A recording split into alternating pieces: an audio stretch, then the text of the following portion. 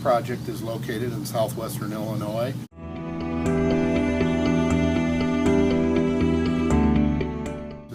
The project consists of a single-chambered lock and dam at the confluence with the Mississippi River, and from that lock and dam, from the channelized river, we've created a 36-mile tributary on the lower Kaskaskia River that is navigable for commercial development.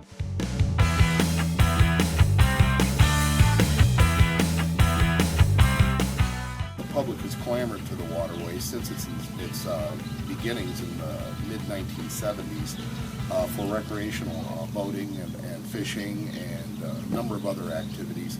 Congress actually added recreation as a project purpose because it was so important to the waterway.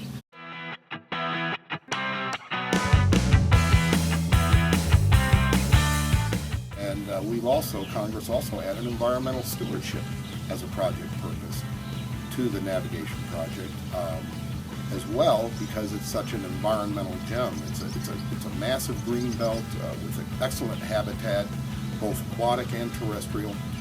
And again, it's very popular with the public and very popular with the fish and wildlife.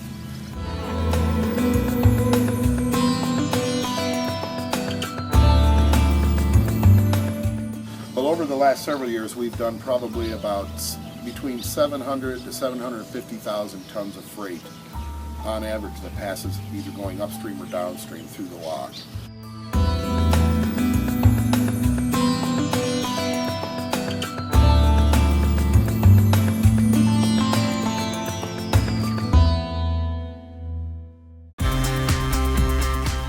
A lot of things have changed over the last years, and through the support of the Port District and their efforts to increase commercial tonnage on the waterway and increase their Port District's business, they have been fortunate to gain several new clients that are shipping on the waterway.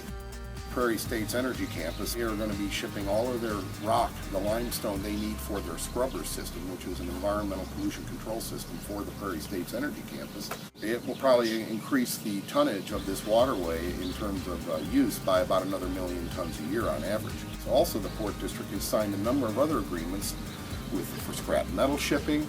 They've also do some minor shipping of coal and slag and construction grade rock right now as well.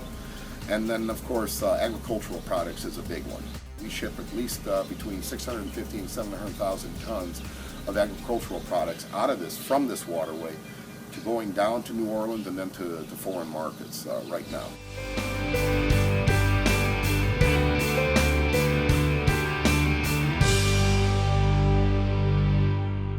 The project was designed to be able to still function and operate even during moderate to fairly significant flooding. Our gauge that we follow on the Mississippi River is the Chester gauge. The flood stage on the Chester gauge is 27 feet. We can stay operational until we get to a certain elevation, around 35 feet. And when that happens, water will get into our machinery recesses at the miter gates. And when that happens, we've got to close the lock and dam. And that has an impact on the economy of the region and commercial shipping. We average probably 3 barges a day going in and out of the lock and dam. We do operate 365 days a year, 7 days a week, 24 hours a day, as long as the river will let us.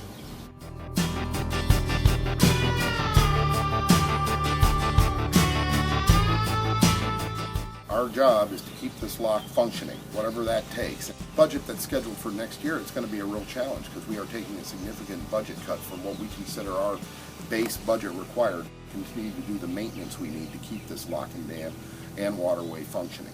But even if we can keep this operating with that reduced budget, all it takes is when the river drops out is the mouth tends to accumulate silt at the Kaskaskia where it meets the Mississippi River. And if that happens, that could shut down navigation, and it's very costly to keep the mouth dredged. We do have challenges ahead. Again, with the tonnage increases and through our performance-based budget business processes, I believe that we will be more competitive for funding in the future. And we're here to accommodate that, facilitate that, and ensure that it happens.